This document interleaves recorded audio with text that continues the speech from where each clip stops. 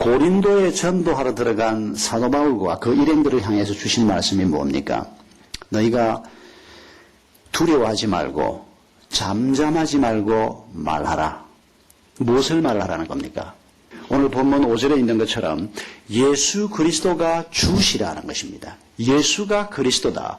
그리스도란 말은 기름 부음 받은 자라고 하는 헬라어입니다. 히브리어의 메시아란 말이 바로 그리스도란 말입니다. 우리가 요즘 쓰는 말로 그냥 간단하게 예수가 구원자라는 것입니다. 예수 그리스도 그분만이 유일한 해결자라는 것입니다. 그걸 고린도에 전하라. 아니 이미 전하고 있습니다. 지금 잘하고 있는데 그날 밤에 일이 엄청나게 진행되고 있는 바로 그런 점에 밤에 환상 중에 주님이 나타나셔서 다시 한번 주신 말씀이 이 성에서 열심히 전하라. 두려워하지 말아라. 이 성에 내 백성이 많다. 주님이 그렇게 말씀하신 이유가 무엇입니까? 거기가 특별히 고린도였기 때문입니다. 고린도라고 하는 환경은 그동안 사도 바울이 지나왔던 여러 도시들하고는 좀 다릅니다. 아덴이 한 10,000명 정도가 사는 도시였습니다. 그 당시에 10,000명이면 작은 도시는 아닙니다.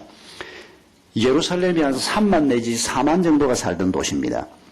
에베소가 50만이 살던 도시입니다. 그런데 이 고린도는 약 한 75만 정도가 살던 도시입니다. 세계 최대 도시라고 할 수 있는 로마가 한 100만 살 때 고린도가 75만이었습니다. 이 고린도라고 하는 도시는 여러 가지 면에서 사람들의 주목을 끄는 도시였습니다. 로마 다음으로 큰 도시라는 점도 그러하지만은 기원전 예수님 오시기 46년 전에 우리가 잘 아는 줄리어스 시저라고 하는 로마의 황제가 있지 않습니까? 이 사람이 이 고린도를 재건을 했습니다. 시골 한적한 도시에 불과하던 이 조그마한 도시에 불과하던 고린도를 예수님 오시기 46년 전에 엄청난 도시로 재건을 했습니다. 그리고 그 지역의 중심 도시로 삼았습니다. 거기에 군대가 주둔을 하고 주 지방 도시의 그 수도가 되게 하고 그리고 로마 총독이 직접 와서 다스리는 도시가 되게 하고 그리고 거기에 상업 중심지가 되도록 워낙 교통량이 많은 곳이어서 그렇기도 했습니다만은 로마가 그렇게 중요하게 여기고 성을 만들어 가니까 자연스럽게 정치 중심, 군사 중심만이 아니고 상업 중심지가 된 것입니다. 여러분, 이런 도시에 지금 바울이 들어온 겁니다. 예수 믿는 사람이 하나도 없는 도시였습니다. 이런 도시에 하나님께서 바울을 부르시고 그리고 아굴라, 보리스길라 부부를 이 도시로 보냈습니다. 그리고 마게도냐에 아직 남아있던 실라나 디모데도 불러들였습니다. 강력한 전도팀을 하나님께서 형성하신 것입니다. 그리고 그들에게 주님이 주신 말씀이 지금 한참 전도를 하고 있는데 두려워하지 말아라. 여러분, 그런 도시에 나가서 예수만이 참 구원자이시다. 그렇게 전할 때 사람들이 어떤 반응을 보일 건지 짐작이 되지 않습니까? 그 이전에 빌립보에서 복음 전하다가 바울이 쫓겨났습니다. 데살로니가에서도 쫓겨났습니다. 돌을 맞기도 하고 굉장히 고통을 많이 받기도 했지만은 이 고린도에서 사도 바울이 경험할 반대야말로 어떤 도시보다 강력한 반대였던 것이 틀림없습니다. 그게 반드시 물리적으로 돌을 던지는 것만이 아니라 사람들이 똑똑하고 잘나고 돈 많고 그런 사람들이 초라한 로마에서 온 사람도 아니고 저 팔레스틴 모퉁이에서 로마 사람처럼 코가 크고 이런 종족도 아니고 저 한쪽 귀퉁이에서 유대 피를 받은 사람이 무슨 벼슬이 있는 사람도 아니고 이런 사람이 나타나서 여러분 지금 여러분이 추구하고 있는 그 쾌락 여러분이 추구하고 있는 그 돈 그것 가지고는 여러분이 행복해지지 않습니다. 예수라야 합니다. 이 메시지가 어떻게 먹혀 들어갈 것인가 사도 바울이 두려워하지 않을 수가 없을 것입니다. 훗날 사도 바울이 이 고린도에 편지를 씁니다. 1년 6개월 동안 여기에서 하나님의 교회를 세우기 위해서 수고한 다음에 떠나지 않습니까? 그리고 세워진 교회다 보낸 편지가 고린도전서 후서입니다. 그런데 그 고린도전서 2장 3절을 보면 바울이 이렇게 고백하고 있습니다. 내가 너희 가운데 거할 때 약하며 두려워하며 심히 떨었노라. 여러분 이건 과장이 아닙니다. 사도 바울이 그 어둠이 가득한 도시, 그 잘난 사람들이 많은 도시, 돈 움켜쥐고 근사하게 한번 살아볼 거라고 온갖 계획을 세우는 사람들이 있는 도시. 이런 도시에 가서 예수를 전할 때 바울 자신이 두려워하지 않을 수가 없었습니다. 과연 이 사람들이 이 복음을 얼마나 보잘것없는 것으로 볼 것인가. 그런 바울, 그리고 2000년이 지난 지금 우리의 상황도 달라지지 않았습니다. 그러나 우리 주님께서 우리의 이런 연약함을 잘 아시면서도 내가 너와 함께 있음에 아무 사람도 너를 대적하여 해롭게 할 자가 없을 것이다. 잠잠하지 말고 두려워하지 말고 말하라. 그렇게 말씀하십니다. 여러분, 우리 주님께서 가장 관심을 가지는 분이 어떤 종류의 사람이겠습니까? 우리 주님이 모든 사람에게 다 관심이 있습니다. 모든 사람을 다 주님은 사랑하십니다. 세상을 사랑하시는 분입니다. 죄악 가운데 있는 사람도 사랑하시고 자기 백성으로 삼기를 원하시는 분입니다. 그러나 우리 주님이 특별히 더 관심을 가지는 분들이 누굽니까? 우리가 해야 할 말을 담대하게 해야 한다라고 주님이 주신 명령을 마음에 담는 사람입니다. 그런 사람은 아무도 해야 할 자가 없을 것이다. 그 말이 무슨 뜻입니까? 우리 주님이 가지고 있는 그 권능으로 주님이 그 입에 주신 말씀을 전하려고 하는 자를 지키시고 인도하시겠다. 바로 그 약속의 말씀인 것입니다. 우리가 주님의 능력을 경험하려고 하면 담대하게 예수 그리스도만이 당신을 구원하실 분입니다라고 선포하는 일을 우리가 실제로 하는 것입니다. 그리고 우리가 하나님 앞에 구해야 하는 것입니다. 주님이 말씀하신 대로 제가 전했는데 지금 이 가정이 이렇게 엉망인데 주님 이 가정에 하나님의 평화, 하나님의 은총을 베풀어 주셔야 될 거 아닙니까? 우리가 영혼 구원을 가슴에 안고 이렇게 기도할 때 하나님께서는 그 기도에 속히 응답하지 않을 수가 없을 것입니다. 우리 주님이 말씀하지 않습니까? 고린도를 보시면서 이 성 안에 내 백성이 많다고 말하십니다. 교회가 세워지기 전입니다. 이제 막 복음이 전해지는 상황입니다. 그런데도 우리 주님은 지금 이 고린도 75만이 살고 있는 이 성 안에 나를 아버지라고 부를 자들이 많다. 그들을 너희가 찾아내야 한다. 그 얘기를 지금 하고 계시는 것입니다. 그게 주님이 고린도를 바라보시면서 2000년이 지난 지금도 우리에게 전하고 싶은 얘기인 것입니다. 여러분 2000년이 지난 지금에도 성경에 고린도 얘기가 얼마나 많이 나옵니까? 그런데 우리 주님이 고린도의 아름다운 건축물 얘기를 합니까? 미술품 얘기를 합니까? 미녀 얘기를 합니까? 천재 얘기를 합니까? 누구 얘기를 합니까? 우리 주님이 가지고 있는 관심은 그 도시에 내 백성이 많음이라. 나를 아버지라고 부를 자들, 내가 아들이라 딸이라 부를 자들, 그들을 찾아내서 내 가족을 이루는 것. 이것이 고린도를 향해서 우리 주님이 가지고 계신 가장 큰 관심이었다는 것입니다. 바울이 이 마음을 품은 것입니다. 이 마음을 가지고 바울이 나아가는 것입니다.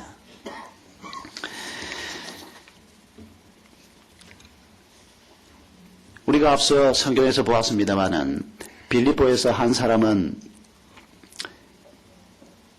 여자 노예 하나를 사서 그 여자 노예가 점치는 것을 통해서 돈을 벌던 사람이었습니다. 그런데 사도 바울이 그 여자아이 몸에 있는 귀신을 쫓아내고 몸이 회복이 되고 건강해지고 난 다음에 그 사람이 보인 태도가 뭐였습니까?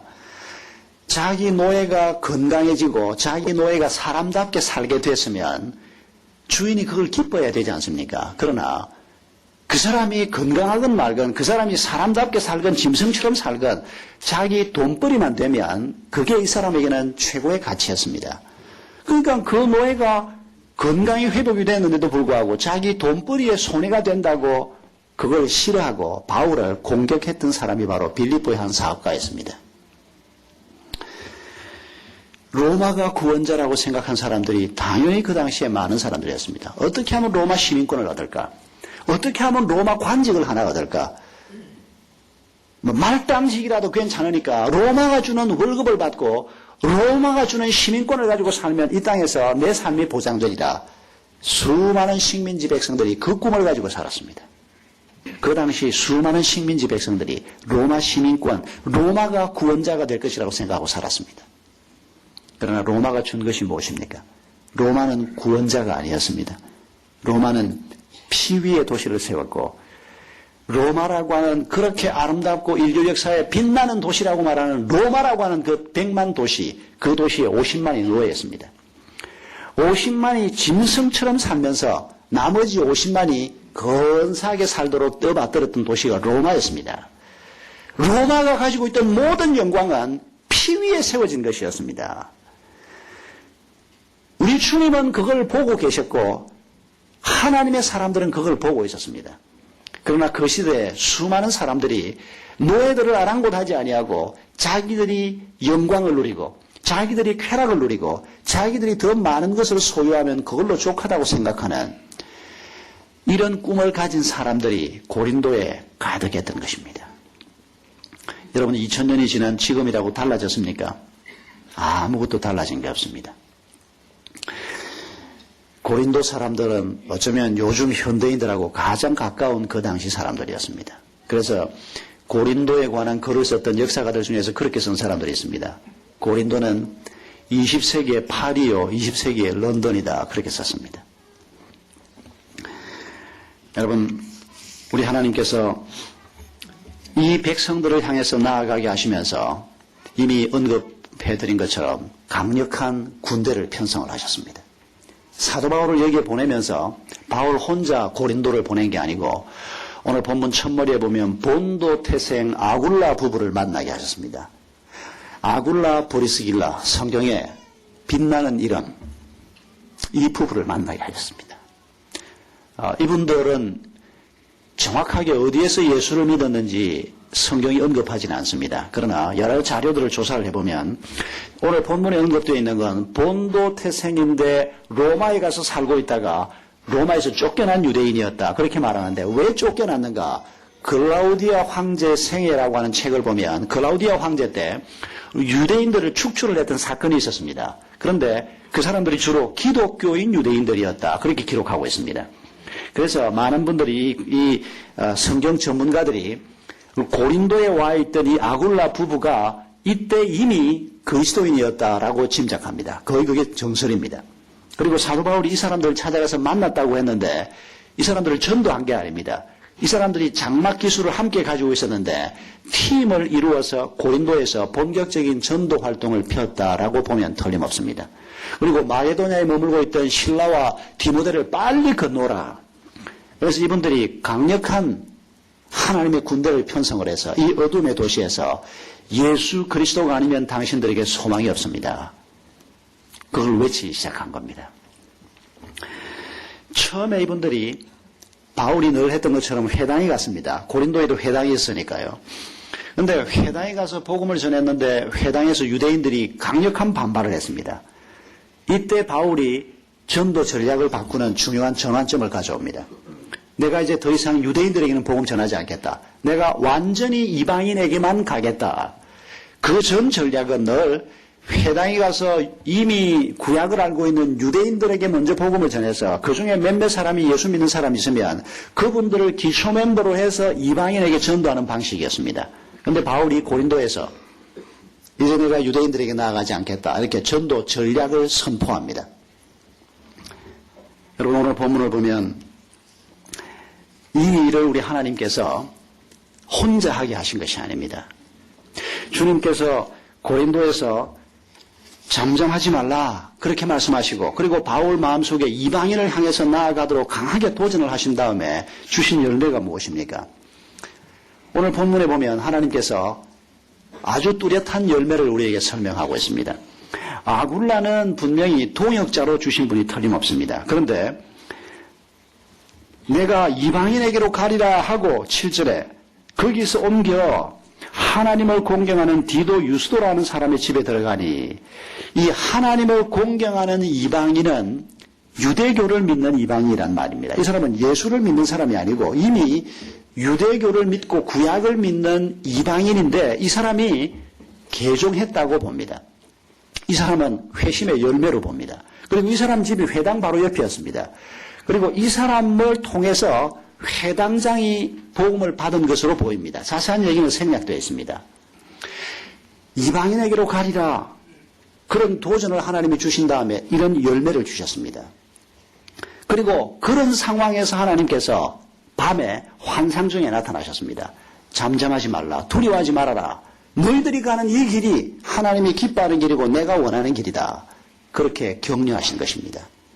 여러분, 하나님께서 우리가 부족하지만은, 우리가 허물이 많지만은, 약점도 참 우리 개인이나 우리 교회가 많이 안고 있지만은, 그러나 하나님이 기뻐하시는 예수 없어서 고통받는 사람에게 나아가리라. 이렇게 결심하는 우리를 하나님이 기뻐하시는 것이 틀림없습니다. 그리고 오늘 본문에서 회당장이 하나님 앞으로 돌아오고 유스도가 하나님 앞으로 돌아오는 이런 열매를 우리에게 주실 것입니다. 1907년 1월 2일부터 15일까지 평양에서 우리가 알고 있는 100년 전 그 부흥회가 있었습니다. 1월 2일 저녁부터 평양에서 2주간 사경회가 시작이 됐습니다. 전국에서 모였습니다. 이 평양에서 사경회가 모이면 저 목포에서 부산에서 저 남쪽 끝에서 먹을 걸 싸질머지고 신발을 몇 개 집신을 엮어서 일주일씩 걸어서 올라오는 분들이 굉장히 많았습니다. 수십 명에 이르렀다고 말하고 있습니다. 그런데 2일 저녁부터 시작된 이 사경회가 2일, 3일, 4일, 5일 이어지는데 여러분 상상이 어렵죠. 2주간씩 사경회를 한다는 게. 그런데 그때는 2주간 한 달 이렇게 했습니다. 성경학교 비슷하게 했습니다. 그런데 6일 저녁이었다고 합니다. 강사가 누구였느냐도 많은 사람들이 입에 오르내리지 않습니다. 하나님의 말씀이 전해졌습니다. 그리고 6일 저녁에 말씀이 전해지고 난 다음에 함께 기도하는 시간에 이름이 기록되지 않은 6명의 무명의 남자 성도들이 회중 앞에서 자신이 하나님 앞에 죄인입니다라고 통해 자복하는 일이 시작됐다고 합니다. 그 6명의 이름은 이 자료 저 자료를 뒤져봐도 없습니다. 이 6분이 하나님 앞에 엎드려서 기도를 하기 시작하면서 그날 밤에 모였던 한 1,500명 내지 2,000명의 성도들이 그날 밤에 마른 들판에 불길이 번지듯이 회개의 영이 온 사람들 위해 쏟아부어지기 시작했습니다. 여러분, 하나님께서는 목사 장로를 통해서가 아니고 무명의 성도들, 하나님 앞에 바르게 살아보고자 하고 한 몸부림을 치던 무명의 6명의 남자들을 통해서 그 역사를 시작을 했습니다. 그리고 이게 전국적으로 강하게 일어났던 것입니다. 지난 주일 저녁부터 24시간 기도회가 많은 분들이 모여서 함께 했습니다만은 여러분, 이 하나님의 이 100년 만에 이 땅에 다시 한번 부흥을 주시기를 원하는, 사모하는 마음이 우리 모두에게 있습니다만은 이게 그런 대형 집회, 유명한 목사님, 장로님들을 통해서 임할 거라고 기대되지 않습니다. 지금까지 부흥의 역사가 그렇게 임했던 일이 별로 없기 때문입니다. 엘리야가 7년 동안 비가 오지 않았을 때 하나님이 비를 주신다는 약속의 말씀을 붙들고 구름 한 조각이 어디에서부터 시작이 되나 계속 찾았습니다. 여러분, 우리가 그런 마음으로 부흥을 기다리고 있습니다. 저는 그렇게 기도하고 있습니다. 그게 우리 샘물교회에서는 좋겠지만은 샘물교회도 이미 이름 나 있는 교회가 돼서 샘물교회보다는 하나님이 더 저 어디 시골 교인들 한 10명 모이는 교회 수요일 예배 7, 8명 모인 거기에서 비 오는 수요일 저녁에 사람들 모이지 않는 수요일 저녁에 거기에서 하나님을 사랑하고 기도하는 그분들에게 불이 떨어질 가능성이 굉장히 많을 것이다. 어린 청년들이 모인 자리에서 보잘것없는 사람들, 이름이 언급되지 않는 이런 하나님의 사람들이 모인 자리에서 어디에 불이 떨어졌다, 어디에 성령의 역사가 나타났다, 이런 소식을 우리가 사모해야 할 것입니다. 저는 가정교회를 준비하면서 감히 하나님 앞에 그런 기도를 하기 시작했습니다. 하나님, 제가 아니고요. 우리 가정교회를 시작하고 고린도의 복음을 들고 들어가서 하나님의 교회를 집집마다 세우기를 원했던 바울 같은 마음으로 주의 백성들이 이 영혼들을 붙들고 엎드리는 이 사람들 중에 어떤 사람이 세워가는 그 가정교회에 하나님의 능력이 나타나기를 간구합니다. 제가 그런 기도를 하기 시작했습니다. 그 일이 분명히 일어날 것입니다. 그것이 바로 고린도에 왔던 바울과 그 일행들을 향한 주님의 마음이었기 때문입니다. 성도 여러분, 우리가 다 부족한 사람들이지만은 부족한 우리를 통해서 주님께서는 2000년 전 바울을 통해서 고린도에 복음 전했던 것처럼 우리 주변 사람들에게 오늘 복음 전하기를 원하십니다. 천사를 보내시는 것이 아닙니다. 예수 그리스도의 이름 외에는 구원이 없음에도 불구하고 사람들은 돈을 줬고 세속의 가치를 쫓고 있습니다. 두렵지만은 그들을 향해서 우리가 돈보다 더 좋은 것이 있다. 너희가 쫓는 쾌락보다 더 좋은 기쁨과 평안이 여기 예수의 이름 안에 있다. 부족하지만은 우리를 통해서 주님이 감히 그 사실을 선포하기를 원하십니다.